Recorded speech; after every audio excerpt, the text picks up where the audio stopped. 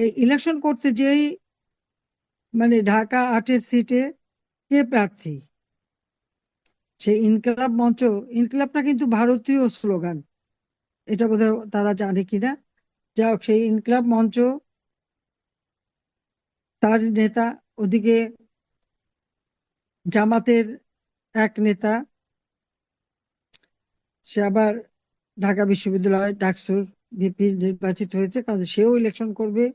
বিএনপির একজন, এরা সবাই ইলেকশন করতে যে এই হাদিয়ে তারাই গুলি করে। কারণ ওইভাবে টার্গেট করে মাথায় গুলি করা, জামাত যাদেরকে ট্রেনিং করা নিয়ে আসছে পাকিস্তান থেকে, বা এই বিএনপি হিজবুত এরা ছাড়া আর কেউ ওভাবে গুলি করতে পারে না। কিন্তু তাকে হত্যা করার পর সারা দেশে যে নির্যাতন, অগ্নিসন্ত্রাস শুরু করেছে, তো তোমরা একটা লাশের বোঝা নিতে পারো না।